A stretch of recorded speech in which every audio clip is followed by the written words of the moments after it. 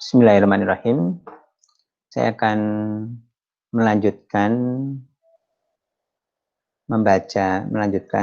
belajar skema unimorph, ya, mencoba mempelajari skema unimorph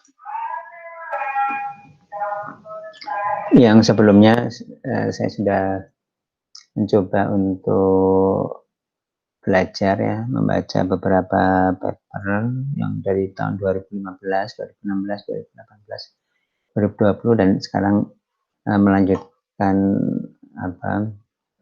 mempelajari paper yang isinya memang untuk skema unimorph. Untuk saat ini saya akan mempelajari yang pertama adalah dimension of meaning, ya, untuk yang menurut saya yang paling penting yaitu part of speech, ya. Yang dimulai dari, saya akan membaca dari yang paper yang ini, ya, melanjutkan yang dari pembacaan saya video sebelumnya. Yang saya udah baca dari introduction, overview, ya, construction methodology udah, annotation, formatting, guideline udah, kemudian dasar-dasar dari dimension of meaning itu sudah. Nah, sekarang ini part of speech sini. Iya, saya akan mencoba mempelajari part of speech.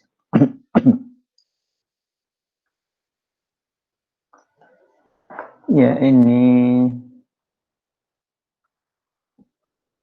dari referensi ini, ya. Dari referensi Croft tahun 2000, ya, saya kira tahun 2000. Conceptual space, ya, conceptual space yang dimotivasi dari functionality motivated conceptual space. Yang seperti ini diperlihatkan di tabel 20 ini, ya, di tabel 20 untuk part of speech, ya. Di tabel tersebut, ya, di tabel tersebut ini merupakan cross product, ya. Cross product atas konsep-konsep objek, properti, dan action. Jadi di sini adalah konsep-konsep. Ya, di sini adalah konsep, ya, konsep. Saya kira ini konsep yang baris ini adalah konsep. Kemudian ini di kolom ini adalah functionnya. Jadi konsepnya itu adalah objek, properti, action. Kemudian untuk di kolom, ya, di baris itu adalah objek, property, action, dan di kolomnya adalah reference, modification, predication, ya. Ya, ini sesuatu yang baru, ya, bagi saya, ya, coba untuk memahami. Ya, kemudian conceptual space, ya, ini adalah artinya namanya conceptual space, ya. Conceptual space ini. Ini conceptual space menyediakan definisi untuk cross linguistically untuk yang common part of speech, ya. Jadi yang part of speech yang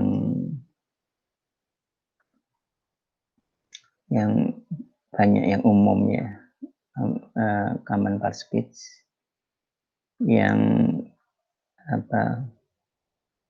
di capture, ya, ditangkap oleh fitur-fitur di unimorph schema. Ya, di unimorph schema itu berarti ada untuk part of speech-nya ada noun, ini noun, ya, noun di labelnya n, ya, noun, ini noun, ya. Kemudian ada adposition, noun, ini ada adposition, ya, kemudian ada adjective, adposition, kemudian ada adjective di sini, adjective, atau ini adjective ya, ada adjective, ada verb, noun, position, verb, kemudian masdar itu v.msdr, mungkin adalah dari verb ya, verb. Saya juga masih baru ini masdar di sini. Masdar di sini. Kemudian participle di sini. Pakai V juga titik, convert, adverb. Iya. Iya, di sini saya kira yang utama kalau biasanya itu yang saya tahu adalah noun, kemudian verb, kemudian adjective, nah kemudian dan adverb, ya. Kemudian ada yang di sini ada V titik masdar, V titik participle, V titik converb, ya. Jadi di sini conceptual space untuk mendefinisikan teks sifat space ini adalah yang functionally motivated itu adalah dari konsep dan functionnya ini. Ya, paling tidak udah pernah tahu, saya udah pernah tahu dari sini ya, mudah-mudahan nanti bisa lebih paham lagi. Jadi di sini ada berapa? 1, 2, 3, 4, 5, 6, 7, 8. Kalau kita lihat di sini, ada berapa di sini untuk part of speech ya. Ya, di sini ada lebih dari 8 ya. Ada 1, 2, 3, 4, 5, 6, 7, 8, 9, 10, 11, 12, 13, 14, 15, 16, 17, 18, 19, 19 ya. Jadi ini ditambah lagi di sini. Jadi saya kira ini yang utamanya kan di sini yang basic part of speech ya, basic aja udah ada masdar, ada adposition, participle ya. Ya, kemudian lanjut atau sebelumnya mungkin bila dulu dari yang space ini ya, di sel-sel ini. Ini ada objek reference, seperti objek. Jadi konsepnya objek, fungsinya reference. Objek reference. Ini objek sebagai modifier. Objek predication.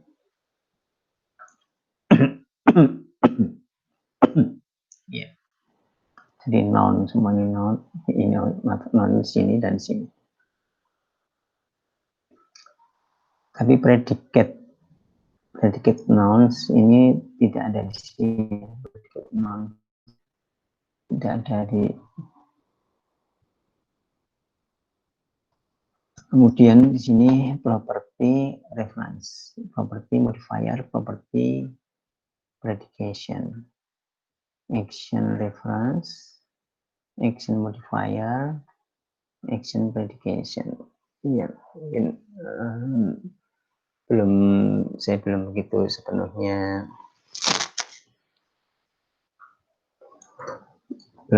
memahami untuk space ini, konseptual space ini. Tapi kalau tidak udah kenal sedikit nanti lebih paham lagi. Kemudian noun merupakan basic part of speech ya, noun itu. Dalam pengertian bahwa mereka tidak co-occur dengan part of speech lain. Ya. Dan tidak secara logically subclass dari other part of speech ya, jadi tidak merupakan subclass, jadi merupakan kelas besarnya sih, istilah dan noun atau verb dan tidak dua paling besar itu ya, jadi bukan subkelas. Kalau berarti artinya yang lain ada subkelasnya sebenarnya, ya, ada subkelasnya. Ya mungkin kalau yang itu tadi yang V titik ini, ya seperti masdar, coba masdar kita lihat ada di sini. Kalau verb itu sendiri di sini. Kalau yang V titik yang lain, partisiple di sini. Ya, ya oke. Jadi noun bukan merupakan subclass dari part of speech yang lain.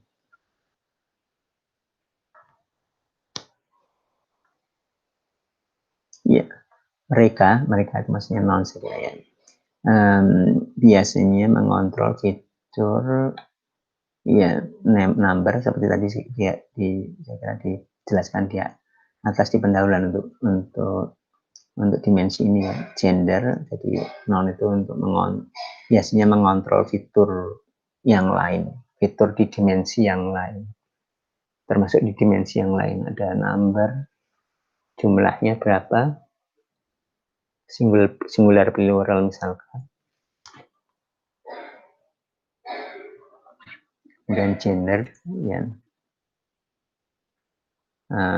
bisa juga case ya, second case. Nah, di samping beberapa dimensi yang lainnya. Ya, mungkin sambil saya tuliskan di sini.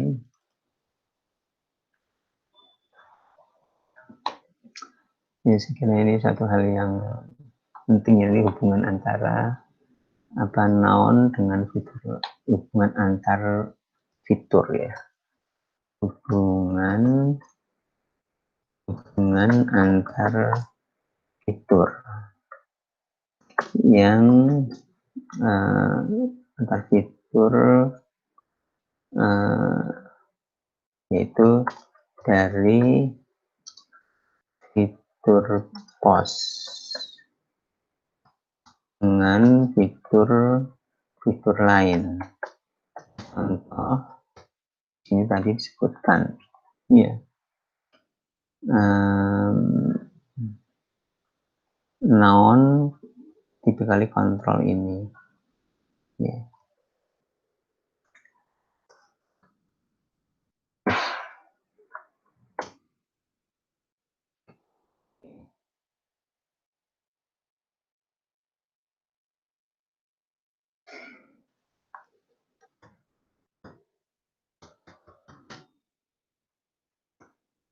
Ya, sini. Oke, saya lanjutkan. Noun bersama dengan verb have been claimed to be universally instantiated across language. Jadi noun dengan verb ini ada untuk sebagai pos di bahasa-bahasa lintas bahasa ya. Jadi noun dan verb ini sekali lagi. Oke.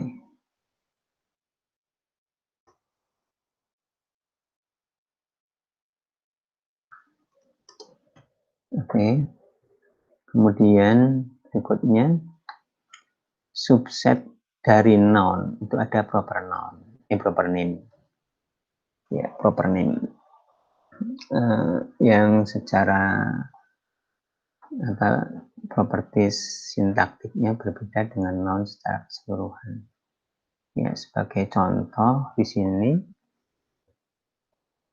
di bahasa Inggris, nama-nama di bahasa Inggris biasanya secara default dan common noun ya, common noun.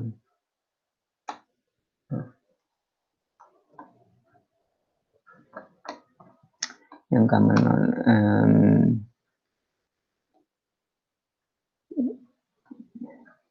ini mengilustrasikan perbedaan teoritis antara proper noun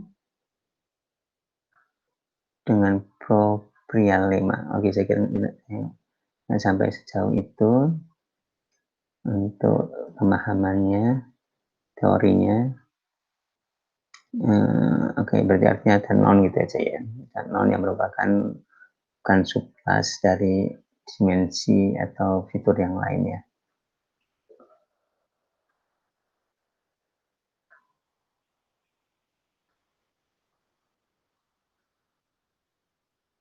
Iya, non bukan subclass dari part of speech yang lain. Oke. Ini sebagai contoh, mungkin misalkan kalimat in an Alex, the Alex. Oke, special construction, position, name giving, common noun. Oke, mungkin saya juga nggak sampai sejauh ini membedakan antara proper names dimotivasi oleh sifat linguistik di bawah skema. Oke, mungkin sampai segini. Ini the proper noun, the prop. Nah, coba kita lihat proper noun, prop noun. Ini ada proper name ya. Yang proper name apa? Namanya proper names itu ada.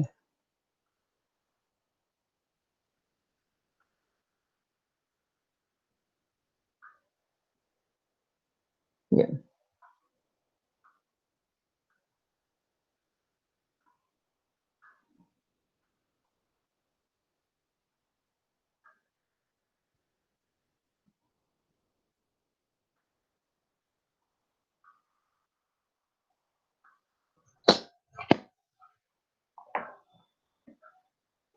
Iya. Selanjutnya, oke. Selanjutnya jadi ada proper name, ya. Ditambahkan yang tadi di space tadi, konseptual space ini kan belum ada. Saya kira proper name. Oke. Kemudian adjektif ya. Adjektif merupakan modifier dari noun ya. Adjektif kata sifat ya di bahasa Indonesia ya. Kata sifat itu modifier dari noun, kemudian use attributively di must occur ya dengan noun ya.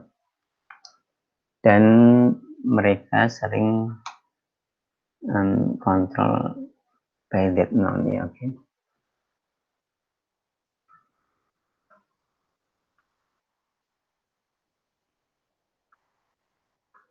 Ya, itu kemudian ini adjektif ya, even when used predicatively, adjective can still be subject gitu. Head non control. Oke, saya kira terlalu detail ilmu bahasanya. Saya paling tidak udah pernah membaca.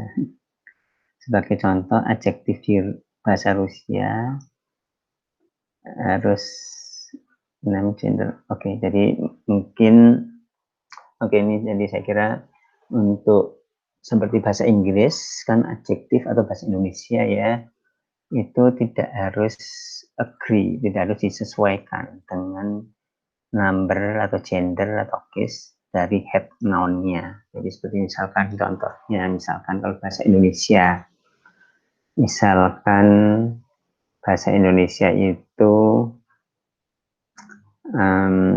laptop hitam, atau misalkan ini aja, misalkan ini aja, misalkan yang gampang aja ya, misalkan yang udah benar-benar gender ya, gadis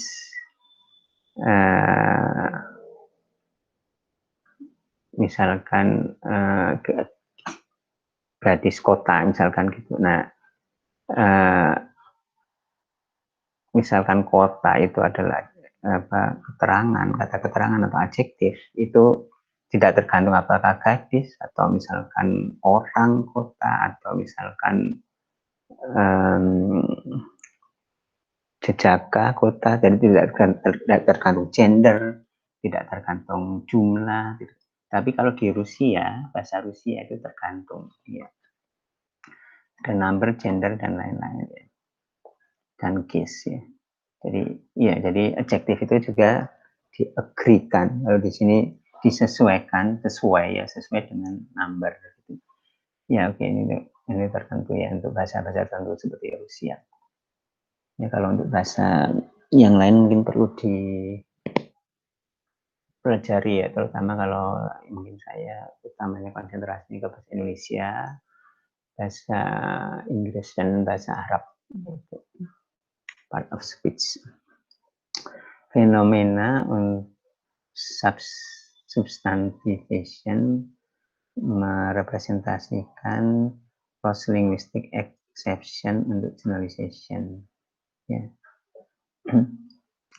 Ya. Di kasus substantiation sama seperti noun, ya. Seperti contohnya misalkan adjective word, ya, gini ya, contoh ya. Contohnya adjective word di sini. Ini ada adjective word. Word itu adalah adjective ya. Ini adjective word. Ya. Itu substantivated di bahasa Inggris. Misalkan the poor face. Ya. Significant disadvantages. Ya. Ini contoh. Ya. Kemudian adjective diizinkan untuk secara langsung mengambil definite artikel, control, feature, misalkan plural, ya, plural. Misalkan plural di sini. Ya, kalau di bahasa Rusia, misalkan kata untuk terjemahnya animal, ini adalah animal. Adjektifnya misalkan ini animal tadi ya, menyebabkan the adjective ini neutral gender dan singular. Jadi ini di sini ada untuk ini yang atau yang aslinya ini yang artinya binatang. Ini kalau gendernya apa ini mungkin ya yang netral atau netral gender ini jadi ini dan singular satu binatang. Tapi kalau untuk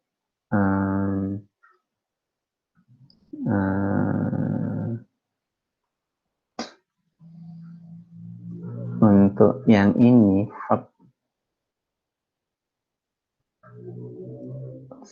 oke, mungkin contohnya di bawah ya. Oke, contohnya di bawah itu. Jadi di sini adjektifnya itu yang healthy ya, healthy animal. Ya, di mana animal itu adalah noun-nya animal atau head noun-nya ini. Head noun-nya itu adalah animal, ini animal.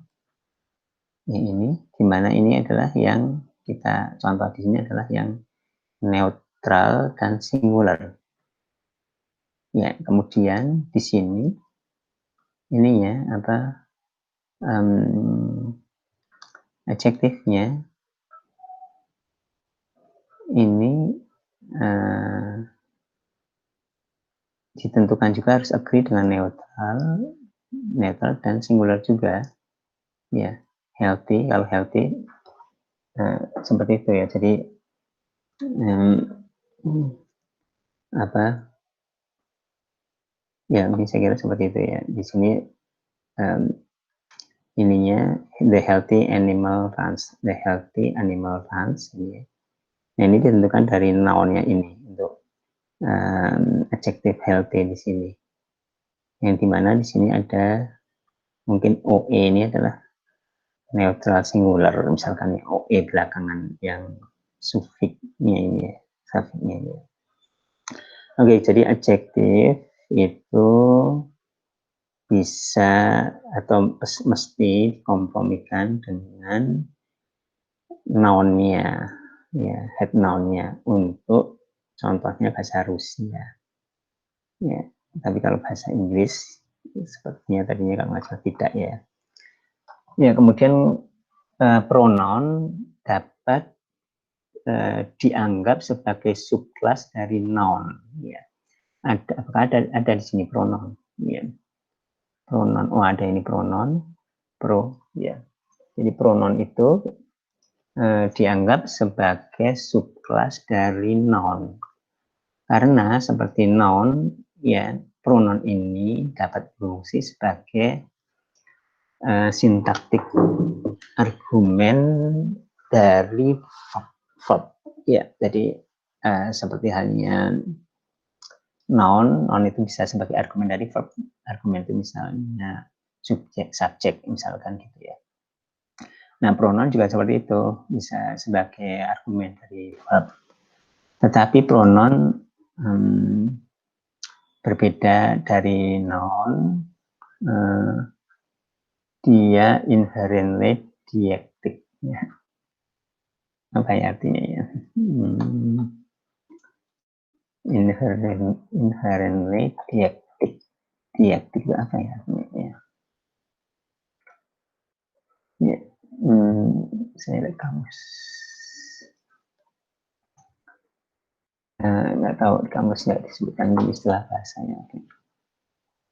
Ya, tapi artinya ada perbedaannya dari noun. Jadi pronoun masih seperti ini tetap termasuk dalam keluarganya noun ya. Tapi ini tapi ada perbedaan dengan pronoun. Oke, pronoun refer to other noun in the sentence atau previous discourse dan tidak seperti noun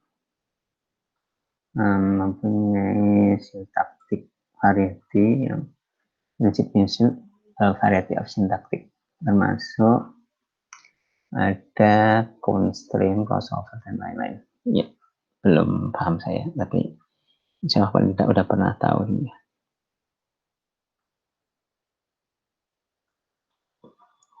Ya, kemudian lanjut lagi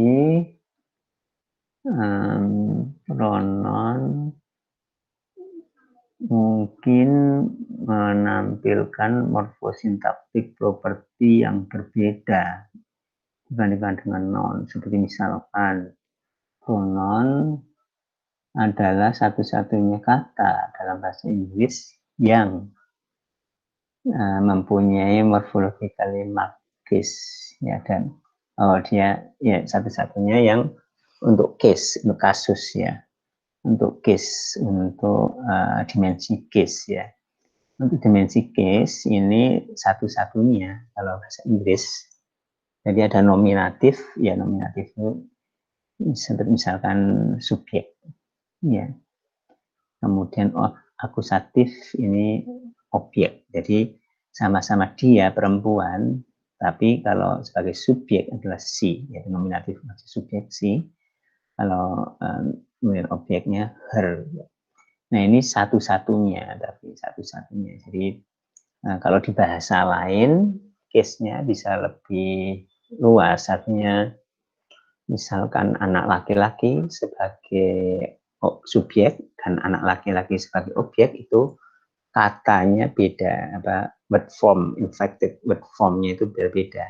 Kalau di bahasa Inggris kan sama, misalkan boy sebagai subjek juga boy, sebagai objek juga boy. Ya, jadi yang berbeda untuk case-nya, case itu tadi misalkan case itu adalah dimension case ya, dimension case itu adalah yang terkait dengan noun, dengan ya ini seperti contohnya ada nominatif kan itu, meskipun case itu sebenarnya banyak. Kemudian who dengan whom. Oke, saya kira relatif sederhana untuk bahasa Inggris dan juga bahasa Indonesia. Tapi kalau bahasa yang lain lebih kompleks morfologinya. Ini saya akan lihat dulu untuk part of speech ini ada berapa banyak. Ya, part of speech itu ternyata lumayan tapi tidak terlalu banyak juga. 1, 2, 3, 4. Oke, saya kira baik supaya memahami. Ya, jadi kemudian classifier adalah morphemes atau kata yang memberi karakteristik untuk yang associated non-reverse atau near-reverse classifier. Untuk isolated word disebut dengan numeral string language untuk bahasa Asia Timur dan Asia Tenggara or affixes yang contohnya bahasa Bantu misalkan, ya. Kemudian bahasa Thailand, contoh aja biasanya kalau contohnya. Ini adalah contoh di classifier di bahasa Thailand. Di bahasa Thailand itu menunjukkan classifier itu mengquantify noun, NP, struktur, and misalkan 3 teachers, ya, 3 teachers. Ini diterjemahkan menjadi ada teacher, 3 person, ya. 3 teachers, 3 person. Di sini by non NP, ya, contohnya seperti ini. Kalau for dog for body, ya, jadi ada ini, ya, apa namanya, mungkin ini apa ya, classifier atau apa gitu. Terus misalkan that dog body that, jadi ada body-nya dog. Misalkan that animal body that, yang seperti itu. For body, ini bahasa Inggrisnya for, itu for of the ini.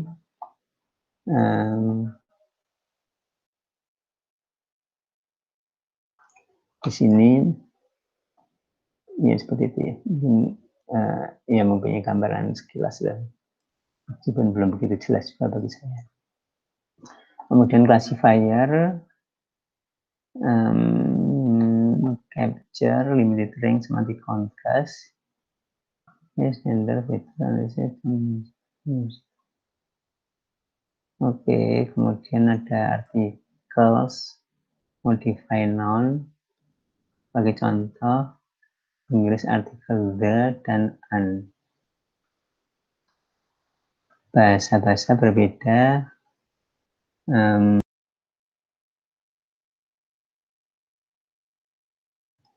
ini berbeda apakah definiteness and then whether both definiteness indefinite. Sebagai contoh, bahasa Rusia tidak definiteness, ya. Contohnya bahasa Rusia tidak definiteness, ya.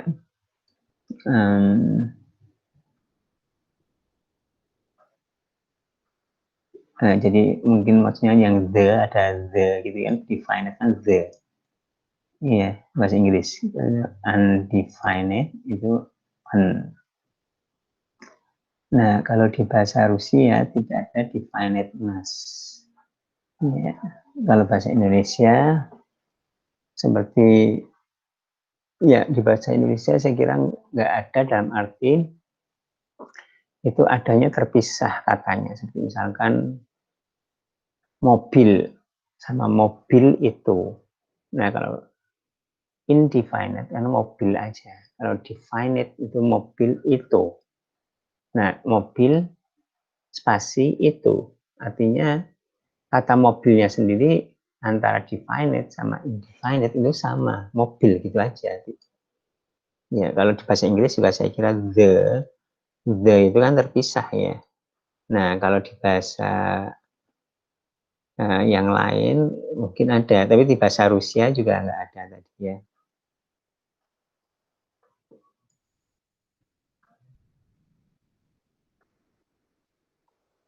Iya, itu apa? Ya, saya kira seperti itu ya. Saya kira menarik ya. Kemudian verb seperti noun adalah basic part of speech yang mereka itu perlu ke-occur dengan part of speech lain. Ya, jadi noun itu basic part of speech. They need not, kan perlu tapi tidak perlu. Ya, artinya kalau seperti adjective tadi kan perlu di-occur dengan kata yang lain seperti misalkan merah. Ya merah apa? Dan misalkan gitu barangkali ya. Misalkan ada baju merah. Gitu. Tapi kalau noun dan verb itu tidak perlu co-occur dengan kata lain.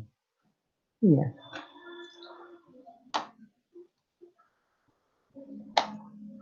Oke, kemudian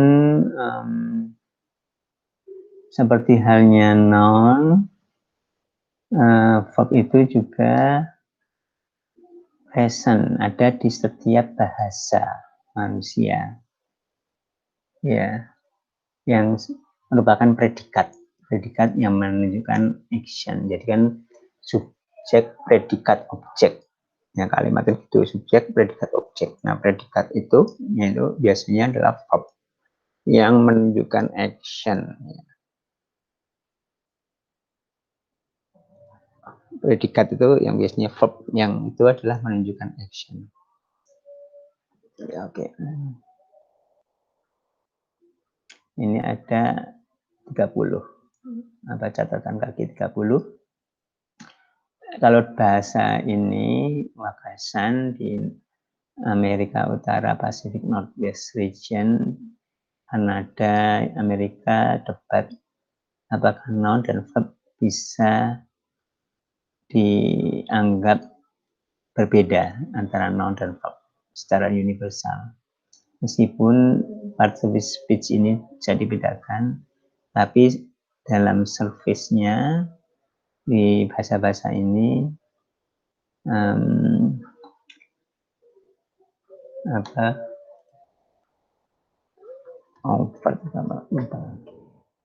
terbuka ya, jelas terang. Ya, bahasa-bahasa ini jelas atau terbuka, maksudnya morfologi beberapa root bisa di ya, jadi beberapa rootnya itu bisa verbal dan atau nominal status ya. Ya mungkin seperti itu.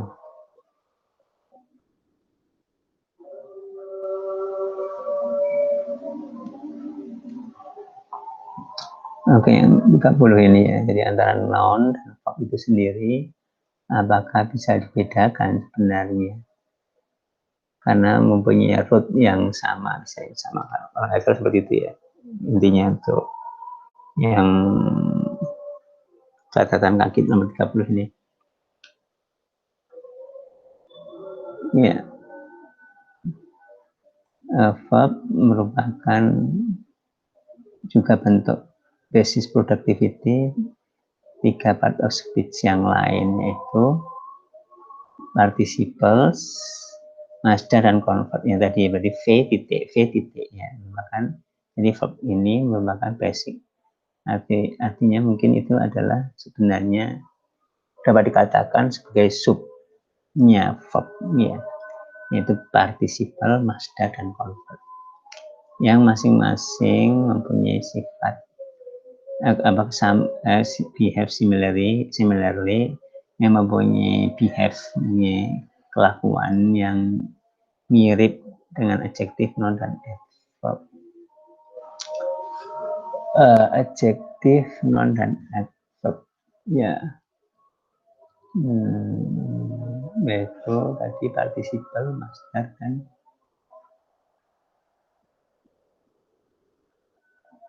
Ya, kalau di sini apakah juga ada masdar tadi? Ini part of speech, ya. Ini nggak ada masdar. Oh, ini ada masdar, ada ini. Jadi ada V titik ini ada. Ada V dan V titik. Tapi kalau yang lain nggak ada link titiknya, V aja.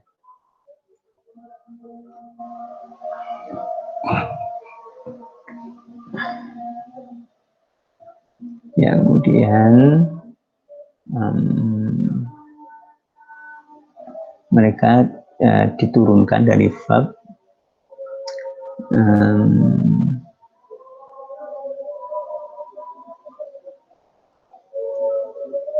Ini adalah contoh part of speech, ya, verbal adjective. Ya, mungkin saya kira seperti itu dulu karena udah cukup panjang dan udah asar. Saya akan lanjutkan lagi untuk pembahasan masih part of speech ini.